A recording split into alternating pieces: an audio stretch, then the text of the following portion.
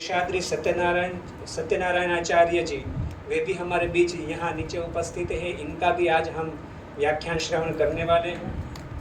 इनके चरणों में विनती, आप भी यहाँ ऊपर पधारें। भगवान श्री हरि की कृपा से त्रिदिवसीय साध्य अखिल भारतीय वैदिक सम्मेलन, इस सम्मेलन में आज इतने महानुभाव आज उपस्थित हैं। आज अंतिम दिन है, ये विचार गोष्ठी का अंतिम सत्र है। इसके बाद समापन में हम एकत्र होने वाले हैं। तो इन सारे अतिथियों का स्वागत पूजन करने के लिए मैं पूज्य रामप्रीत जी के चरणों में विनती करता हूँ। चंदन से इन सारे महापुरुषों का अर्चन पूजन करेंगे। पूज्य स्वामी का पूजन पुष्पमाला से होगा। मैं आज स्वयं अथर्ववेद के मूर्ति स्वरूप गुरुजी उपस्थित है, तो अथर्ववेद के गुरुजियों को विनती करता हूँ, यहाँ पे आइए। वैदिक मंगलाचरण और पूजन, इन दोनों के साथ इस कार्यक्रम की हम शुभ शुरुआत करेंगे।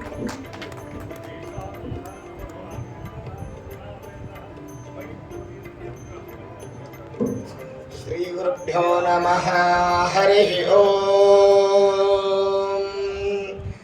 ध्यातारमिन्द्रं सवितारमूतये हुवे देवान् अमृतान्मर्त्यस्सन् श्रेष्ठो न वसवो दधाम्ने मारधामद्विषत् मो अरातये अधिब्रवीत्वधिवक्ता न इन्द्रो अधिब्रवीतु सविता दैव्येन स्वस्ति मित्रा वरुणा च धत्तां रात्रिं रात्रे महर्षश्च देवाः अधिब्रवीतो पृथिवी उदद्योरधिब्रवन्तो मरुतः पृश्निमातरः यो नो द्वेष्ट्यारणो यस्य नाभिः कवेरिवने मे रधरस्व अस्तु।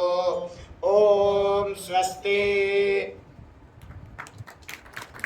धन्यवाद। विचार गोष्ठी के इस सत्र में आज प्रथम वक्ता आदरणीय कौशलेंद्र दास जी हैं। इनके परिचय में हम बता सकते हैं तो जगतगुरु रामानंदाचार्य राजस्थान संस्कृत विश्वविद्यालय, इस विश्वविद्यालय में आप दर्शन एवं योग विभाग के संयोजक एवं अध्यक्ष हैं। इसके साथ गांधी अध्ययन केंद्र के भी संयोजक हैं। जनसंपर्क प्रकोष्ठ के आप प्रभारी भी रह चुके हैं।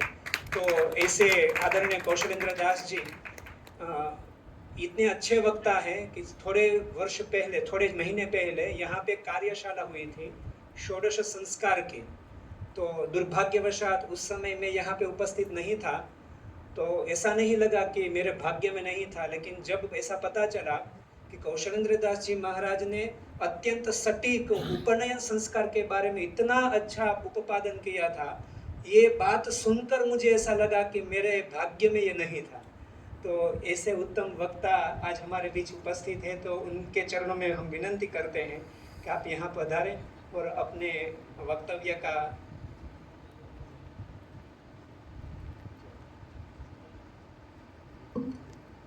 पूज्य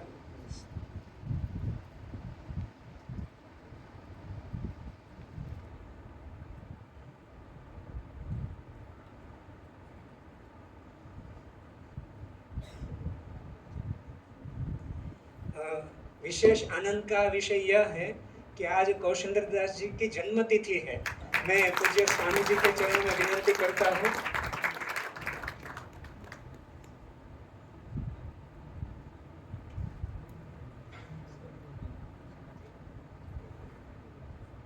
स्वामी जी के चरणों में विनती करता हूँ। आज कौशलेंद्र दास जी का जन्मदिन है, तो इनको विशेष आशीर्वाद। स्वामी जी ने कंठ में जो माला आरोपित की है, वही कंठमाला से मैं वैदिक विद्वानों को विनती करता हूँ, एक आशीर्वाद मंत्र से आदरणीय गुरु जी का सम्मान करें।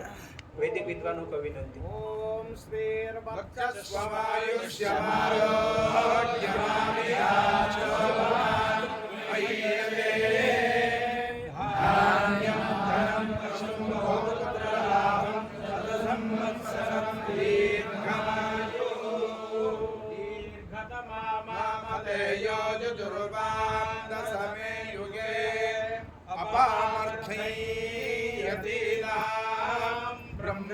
भवति सारथी।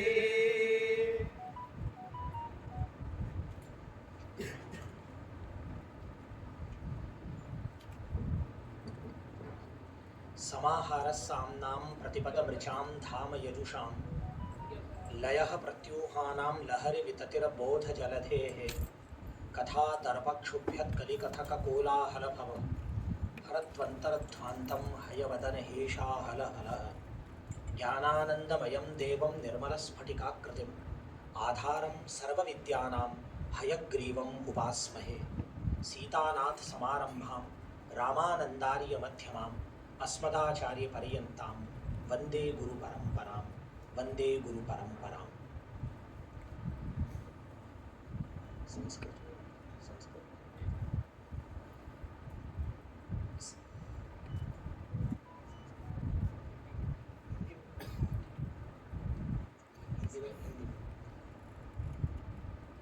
सर्वेभ्यो भूयांसि नमांसि गतयोः द्वयोः दिनयोः योऽयं क्रमः अत्र अस्माकं विद्वद्भिः अत्र उपकल्पितः प्रस्तुतः तत्र इदं तु अवगतमेव अस्माभिः सर्वैः यत् भारतीयपरम्परायां न केवल भारतीयपरम्परायामेव अपितु विश्वपरम्परायां श्रुतेः प्रथमं स्थानं वर्तते। यह बहुत एक मेरे लिए बहुत मतलब सीदंति मम गात्राणि मुखम च परिशुष्यति, अर्जुन विषाद योग का मुझे साक्षात अनुभव हो रहा है जब देवनाथाचार्य जी गुरु जी यहाँ विराजमान हैं और इनके सामने कुछ भी कहने का तात्पर्य यह है कि ये केवल बाल प्रलाप है और वो गुरु जी के द्वारा बिल्कुल सुनने योग्य नहीं है। इस विश्वास के साथ मैं यहाँ कुछ कह रहा हूँ। मैं यही सोच रहा था कि गुरुजी आधे घंटे बाद आते तो मेरा थोड़ा ठीक जम जाता, लेकिन गुरुजी पहले आ गए तो मुझे इसका बहुत मेरे लिए मेरे आचार्य जिनसे मैं पढ़ा हूँ उनके आप आचार्य हैं तिरुपति में कर्नाटक संस्कृत विश्वविद्यालय में प्रोफेसर पांडुरंगी जी, जो कि मध्व वेदांत के तादृश पंडित कौन होंगे, मैं उनका भी विद्यार्थी रहा हूँ। दो चार बातें मुझे यहाँ कहनी है। कोई भी ऐसी बात मेरे पास नहीं है जो बात यहाँ कही नहीं गई। और यज्ञवल्लभ दास जी महाराज से तो मैं अब इस कार्यक्रम के बाद में थोड़ा सा झगड़ा इसलिए करूँगा कि उन्होंने मेरे को कहा था कि बस तुमको आना है और ऐसे वेद का कुछ ऐसे कुछ सोच करके आना। तो एक तो मैं वेद का छात्र नहीं हूँ, मैं विशिष्टाद्वैत दर्शन में शास्त्री और आचार्य पढ़ा और संगीताओं का मैं विद्यार्थी नहीं रहा। तो उन्होंने मेरे साथ ये, वैसे क्या बताऊँ आपको, ये धोखा शब्द तो हल्का होगा, उन्होंने कहा बस तुम आना और बहुत अच्छा कार्यक्रम में बोलना। अब मेरे 2 दिन सुनते सुनते विद्वानों के बाद जरा भी हिम्मत नहीं है ये कहने की कि मैं क्या बोलूँ और क्या नहीं बोलूँ। ये मेरे लिए बहुत अच्छा ये अच्छा होता कि यदि पहले दिन ही मेरा हो जाता तो ठीक रहता, बालकांड का पहले हो जाता, बाद में सारे कांड चलते रहते। लेकिन अब इतने बड़े बड़े कांड बीत गए और अब फिर से बालकांड, तो मेरे लिए ये इतनी भयंकर समस्या है जिसको नहीं समझ पा रहा हूँ कि मेरे पे बीत क्या रही है। मैं 2-3 बातें बोलूँगा और मैं यह प्रयास करूँगा कि गुरुजी पढ़ाया करते थे, नहीं हो तो आपको पुनरुक्ति नहीं करनी चाहिए। दूसरे विद्वानों को समय मिले, आप उसी को बार बार पिष्ट पेशन करते रहें। तो मैं कुछ लिख करके लाया था, वो तो नहीं बोलूँगा क्योंकि ये तो बड़ा कुछ ये मतलब ये तो मैं यज्ञवल्लभ दास जी महाराज से अब झगड़ा करूँगा इस कार्यक्रम के बाद कि उन्होंने किया क्या है मेरे साथ गुजरात में बुला करके।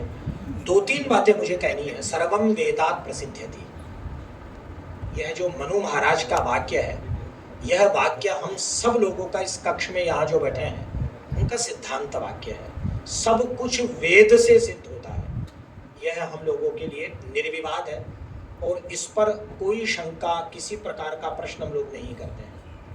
अब ये क्या बात है कि सर्वम वेदात प्रसिद्ध्यति, ये कहने की आवश्यकता ही क्या पड़ी?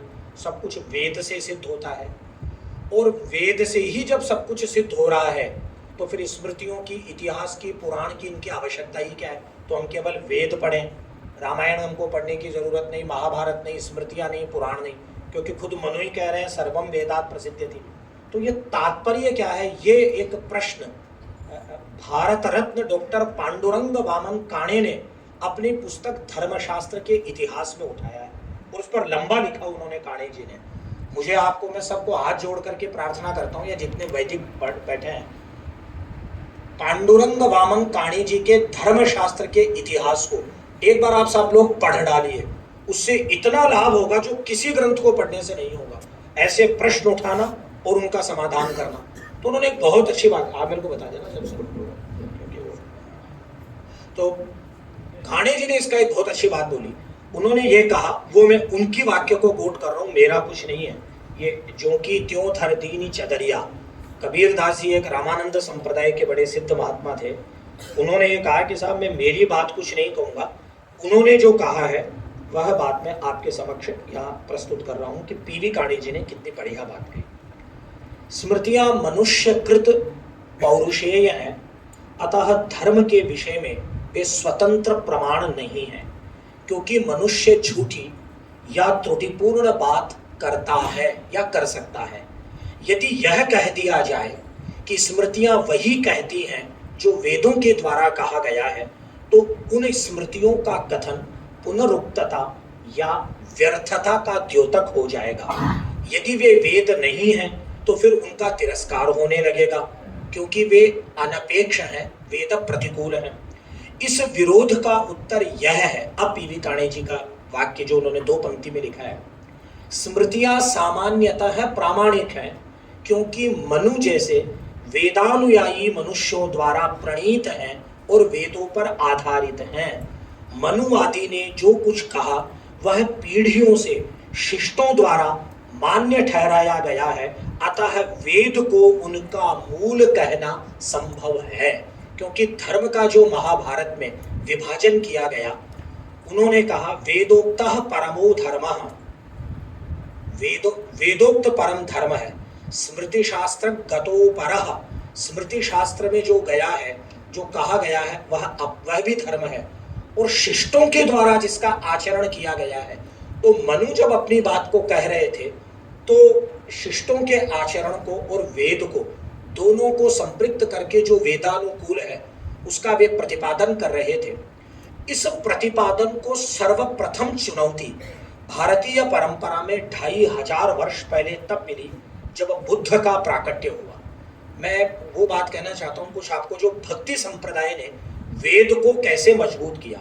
और एक बात मैं बहुत विश्वास के साथ कह रहा हूँ कि ज्ञान, कर्म और भक्ति, ये तीनों जो भारतीय प्रस्थान है पुरुषार्थ, परम पुरुषार्थ के पास जाने के, कर्म वाले जो मीमांसक हैं वे इस 150 करोड़ के भारत में वेद को कितना बचा पा रहे हैं वो हम सबको पता है। ज्ञान मार्गी, जिनके यहाँ वेदार्थ संग्रह के प्रारंभ में ही भगवान रामानुजाचार्य ने कह दिया कि जहाँ सारे शास्त्र का मिथ्यात्व हो जाता है, किसको कहेंगे और किसको सुनेंगे, जब ब्रह्म स्वयं में हूँ और क्या सुनना है और क्या कहना है।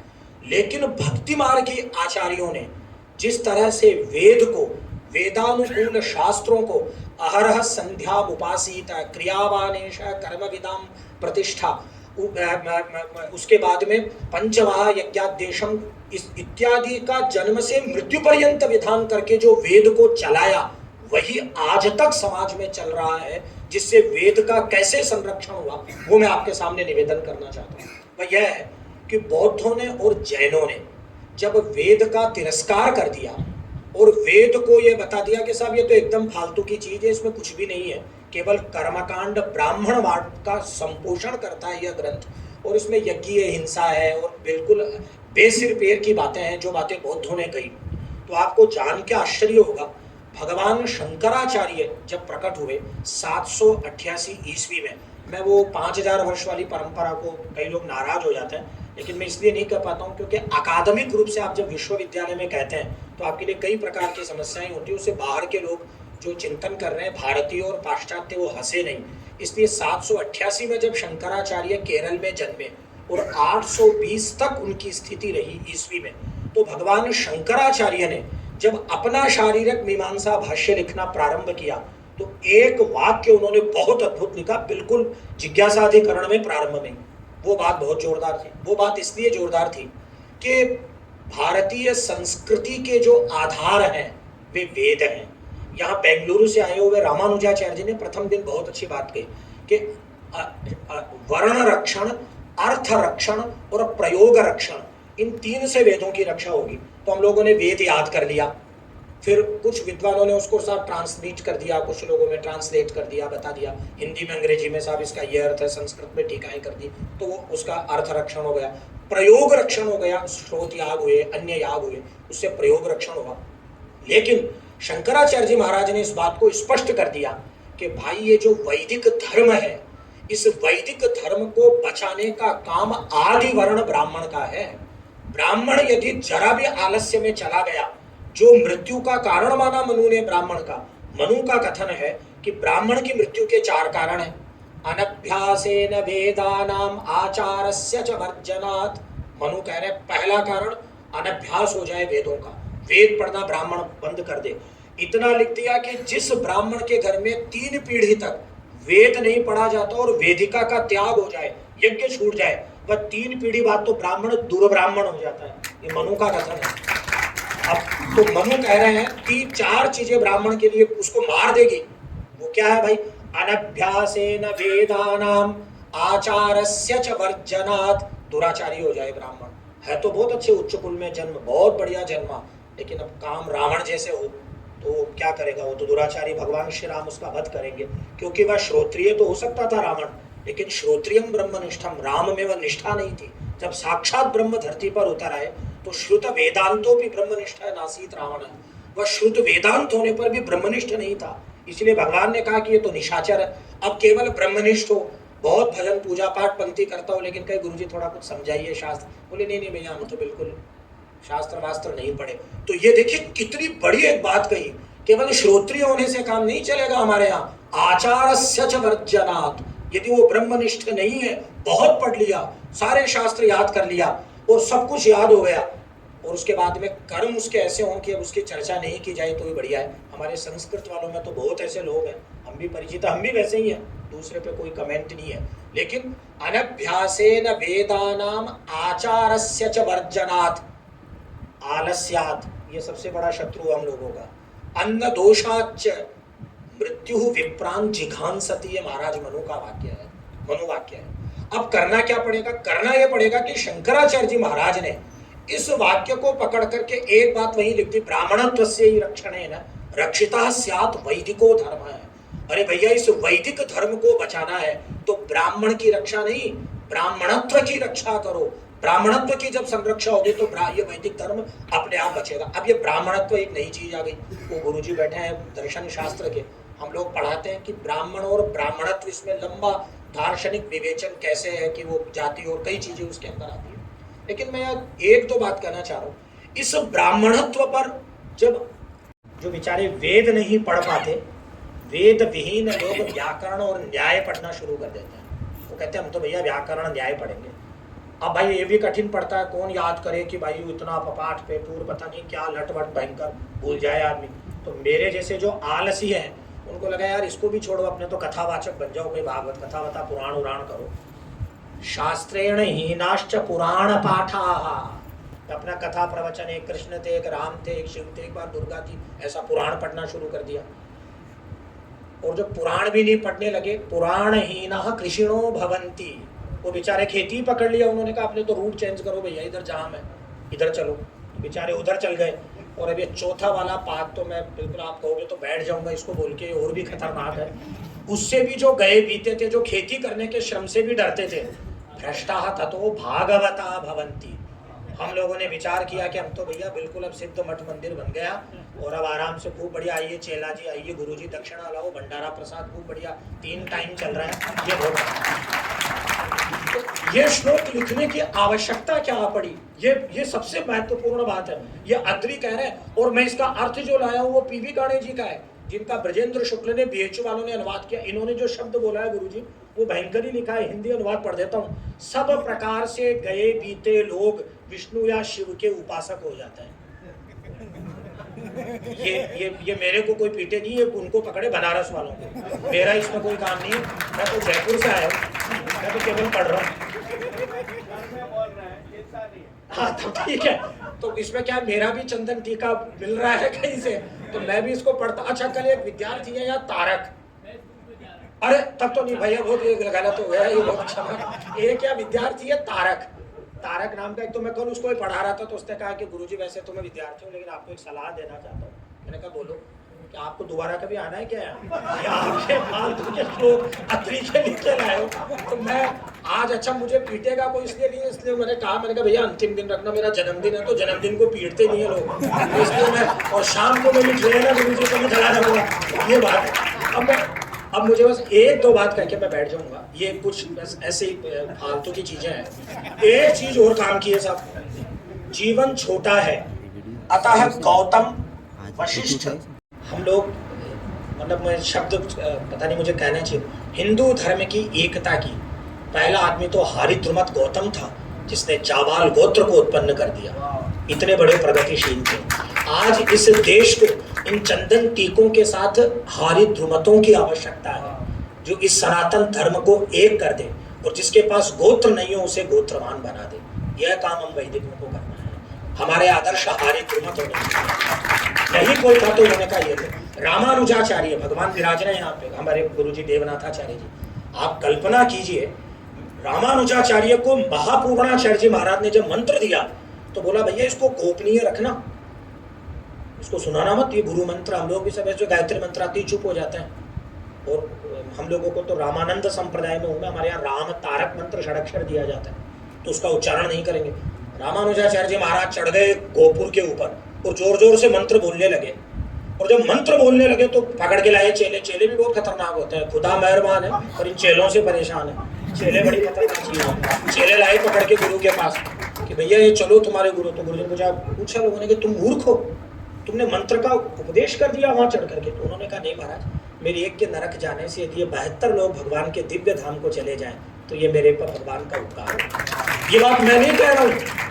अब देखिए आप, ये इंटरनेट और फेसबुक तो महाराज अब चले। राजस्थान के सीकर में 1601 ईस्वी में एक पुस्तक लिखी जाती है राजस्थानी भाषा में, भक्तमाल, जिसके रचयिता है नाभादास। 1601 ईस्वी में 400 वर्ष पहले रामानुजाचार्य के लिए जो वाक्य नाभादास ने लिखा, सूत्रात्मक रूप से सारी वैदिक परंपरा को एक वाक्य में डाल दिया। क्या बोला उन्होंने? सहस आस्य उपदेश करी।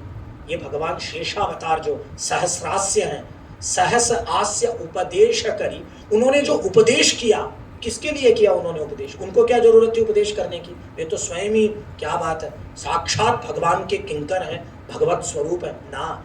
जगद उद्धरण चतन कियो, संसार के उद्धार का यत्न किया। और जब उनको लगा कि रामानुजाचार्य जी के लिए लिखना चाहिए, क्या लिखना चाहिए, किसी आचार्य के लिए नहीं लिखा महाराज जी। उन्होंने क्या वाक्य लिखा? कृपण पाल, शरणागत का पालन करने वाला, करुणा समुद्र रामानुज सम नहीं हुई। रामानुजाचार्य के समान शरणागत का पालक और करुणा समुद्र, इतनी करुणा कि अपने मंत्र को बता दे बिना किसी जाति गोत्र वर्ण के। ये काम रामानुजाचार्य ने किया, वो मैं यहाँ पढ़ रहा हूँ। जीवन छोटा है, अतः गौतम, वशिष्ठ, मनु, याज्ञवल्क्य एवं अन्य लोगों ने एक ही वेद का शाखा का अध्ययन करने का आदेश दिया। हम लोगों से एक भी नहीं हुई। ये बेचारे ये भी रोते होंगे कि कहां से हमारे कुल में पैदा हो गया। अपने वेद की शाखा पढ़ लेने के पश्चात अन्य शाखाएं पढ़ी जा सकती है। ये मैं मनोरंजन के लिए कह रहा हूँ। अपने पूर्वजों की शाखा के वेद का अध्ययन एवं उसी के अनुसार धार्मिक कृत्य करने चाहिए। जो अपनी परंपरागत शाखा या वेद नहीं पढ़कर अन्य शाखा पढ़ता है, उसके लिए एक शब्द है शाखारंड। तो शाखारंड, तो शाखारंड की धार्मिक क्रियाएं विफल होती हैं। ये ऐसे ऐसे करके उन्होंने कई बातें लिखी है। मैं इन सबको खत्म करके और एक बात पे आना चाहता हूँ। या 2-3 दिन से एक बात चल रही है, हालांकि श्री भाष्यकार भगवान रामानुजाचार्य उस पर जो कहेंगे वो गुरुजी बताएंगे। इस समय क्या वेद के साथ एक सबसे बड़ी समस्या है। विरूपाक्ष जी गुरुजी विराज रहे हैं, मैं आपके सामने कह रहा हूँ। कई लोग वेद पे जो प्रवचन कर रहे हैं उन्हें संहिता पढ़नी नहीं आती। वो वेद पे बोल रहे हैं वेद इन साइंस इन वेदा। भाई तूने पढ़ा है? नहीं पढ़ा नहीं साहब। ये एक बहुत बड़ी समस्या है पूरे देश के विद्वानों के साथ। अब जो बेचारे संगीता का बैठ करके पाठ कर रहे हैं, उन्हें प्रवचन करने कोई नहीं बुला रहा। उनको कह रहे हैं आप मंडप पे बैठो और आराम से ये सब ये रात से बस से पूछता है। तो ये वेद के साथ भयंकर समस्या हो गई। अरे नहीं, मुझे वेद दिया। और तीसरे प्रकार के और ही डायनेमिक लोग हैं। न उन्होंने वेद को अनुवाद में पढ़ा, न उन्होंने वेद की संगीता याद करी, लेकिन वो जब मंच पे आएंगे, मंत्री जी नेताजी आगे, देखिए सारा विज्ञान वेदों में है कैसे ये पता नहीं। लेकिन इस दौरान अभी एक बात मुझे बहुत अच्छी लगी। अभी हमारे यहाँ कार्यक्रम था राजस्थान में, तो मैं किसी संगठन राजनीति से जुड़ा नहीं, आदरणीय श्री मोहन भागवत जी उसमें पधारे, तो उनके सामने मैं मन संचालन कर रहा था, तो किसी ने कहा साहब वेदों में विज्ञान है, वेदों में विज्ञान है, वेद विज्ञानानुकूल है। तो उन्होंने एक रहस्य की बात कही जो मुझे मैंने जीवन मृत्यु तक नहीं भूलूंगा। उन्होंने कहा ये क्या आप लोग बोलने लगे वेद विज्ञानानुकूल, अरे ये कहिए विज्ञान वेदानुकूल है।